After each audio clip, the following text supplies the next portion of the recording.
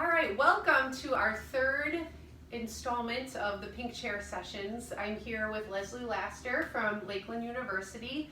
Very glad to have you. Thank you for coming out on a Friday to spend some time. She has an amazing background in the mental health field, counseling. You've been at the college 3 years? Almost 3 years. Okay, but you were in the school district for quite some time? Yeah, I started my 11th year and then I left.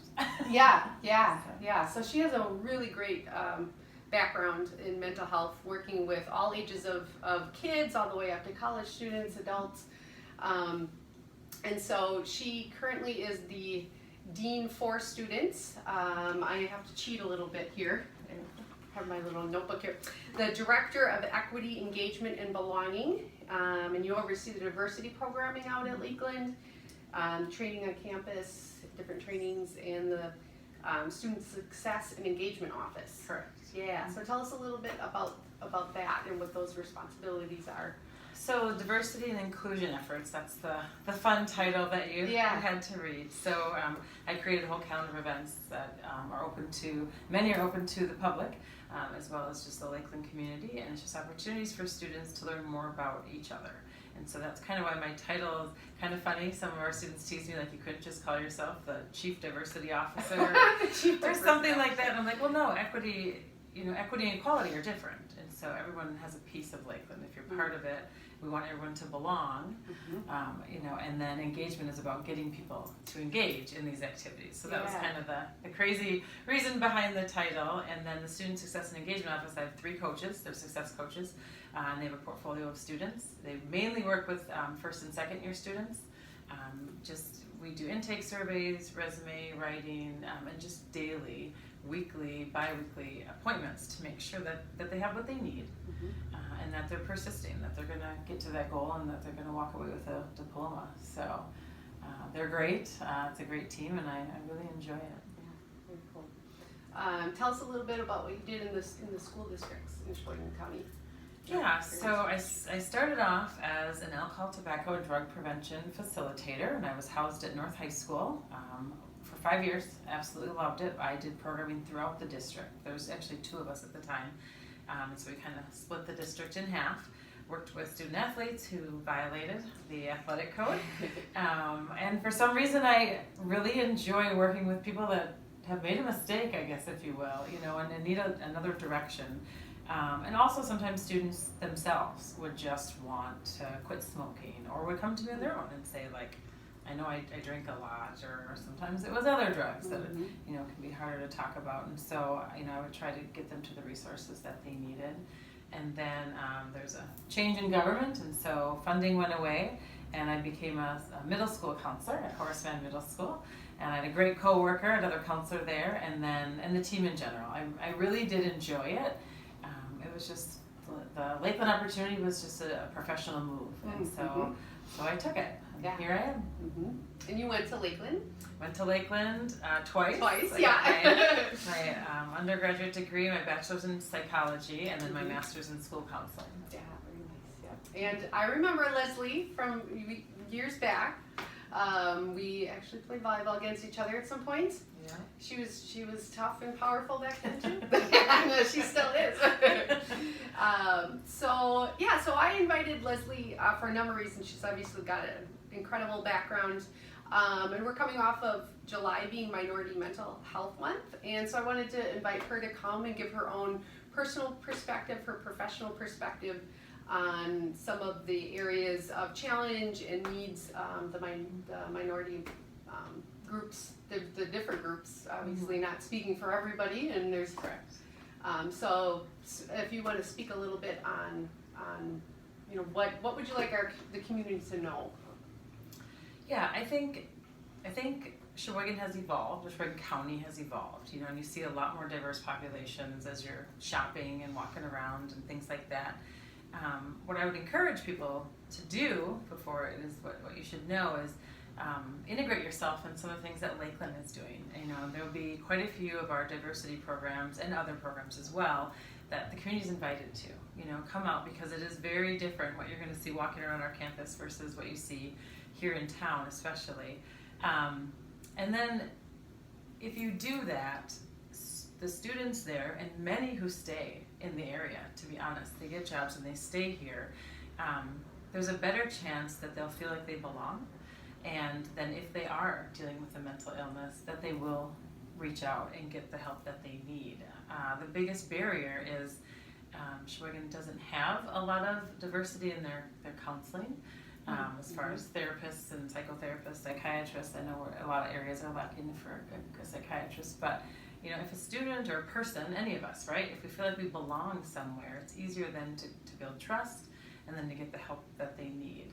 Some minorities, students I've worked with, it's pretty taboo to talk about mental health issues. They grew up hearing that you really don't have one. You know, there's no such thing as anxiety, suck it up, or you don't have depression, you're just sad, you know, and we know that it's a real thing. And so, you know, integrate yourself too and learn about, you know, what's going on with other cultures and make people feel as welcome as you possibly can, and then they'll get the help and support that they need, if they need it. Yeah, thank you. And so coming from your personal perspective or any personal, you know, why do you consider yourself, why did you get into this field, I guess, or what are your biggest passions, or when it comes to personally, professionally? Yeah, it's interesting. My mother was a nurse, and I have 3 siblings, and I think all of us at one point in our careers did something where we were helping other people. I worked in a group home, you know, obviously, and then I've pretty much been in education. I did AmeriCorps, but I still actually worked in the school district when I did that job as well at times. My sister did nursing, you know, we've all done something. So I think it's just been ingrained in me to help others. I've always been kind of fascinated by the mind. At one point I thought I wanted to do criminal psychology and, you know, research the brains of mass murderers. That changed, but that might be a little scary. So I think I've always kind of just had this passion too for the underdog, you know, for the misrepresented. And I think it took me a while to realize I was one of those people in a sense, growing up where I grew up, and then, you know, kind of finding myself later on in high school, and then as I evolved through college. So yeah, I just think I want to help people and help people understand people better. So I really love that you've been in worked with all different ages. So when we talked with Kevin Bergen, the superintendent from Moosburg last time on our board, and he gave us kind of the perspective, things that he saw over the years with more of the younger kids.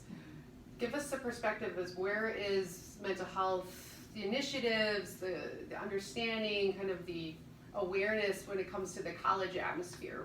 Give us a little insight as to where the college age folks are at with that. Yeah. This topic. We have a group of students on campus who are big advocates for mental health and just want to reduce the stigma, as we all do. So they work with our health and counseling office, you know, as far as programming. We have an amazing health and counseling staff, and so they do programming. We do mindfulness, we have regular yoga, and this past spring semester they added the meditation time. And all of these events are not just for our students, they're for our staff, you know, staff and faculty as well, all employees. And that again is a way to even integrate our own community and create that sense of belonging. So we try, you know, very hard with programming. We brought in a mindfulness speaker last year, and just do a variety of things to break the stigma. I don't have a problem telling students, you know, that I've seen a counselor before. There's no shame in that. Sometimes the biggest fear is, will their parents know? And the answer is no. You know, their parents won't know.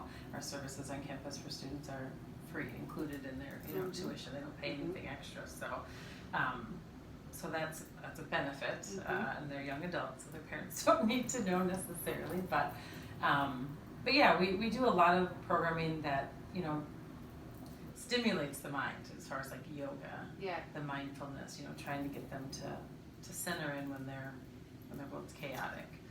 So Yeah, I'm looking forward to my event coming up, doing a mindful nature experience in the woods I grew up in, so that's pretty exciting. So it's been working with your colleagues, Alex, and it's been a great experience and great program that you guys seem to have out there. So thank you for helping our young adults. Thanks for coming. Yeah. No, you had said any other events that are coming up that you want to share to get people a little bit more involved? Like I said, there'll be quite a few. I can highlight 3 big ones off the top of my head.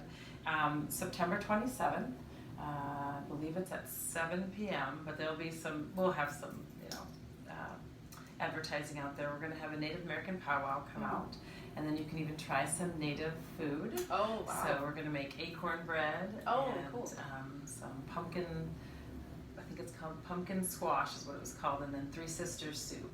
So these are tribal foods, things that they ate, we'll probably still eat actually.